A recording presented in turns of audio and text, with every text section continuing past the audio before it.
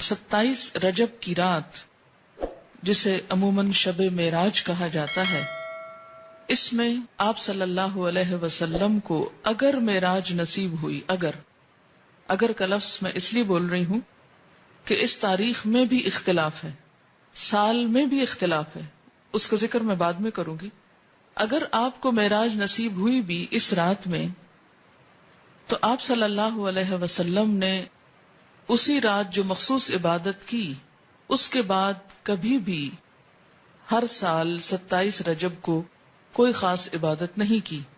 نہ ہی صحابہ کرام نے کبھی 27 رجب کی رات کو کوئی شب بیداری کی یا اس کی کوئی فضیلت بتائی.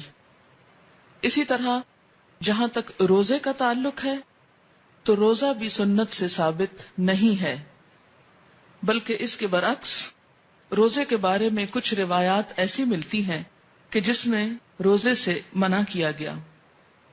مصنف ابن ابی شیبہ کی روایت ہے، حضرت زید بن اسلم رضی اللہ تعالی عنہ سے روایت ہے کہ رسول اللہ صلی اللہ علیہ وسلم سے رجب کے روزے کے بارے میں پوچھا گیا تو آپ نے فرمایا، شعبان کے روزوں سے آپ بے خبر ہیں، یعنی رجب میں نہیں، اصل میں شعبان میں روزے رکھے جائیں گے.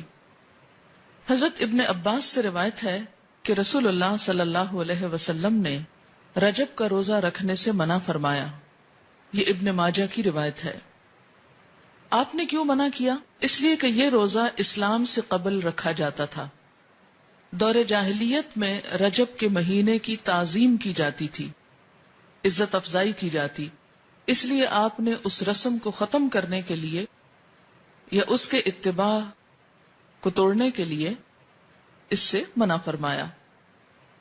اور یہ وضاحت کنز الامال میں کی گئی ہے، صفحہ 49 جلد 8.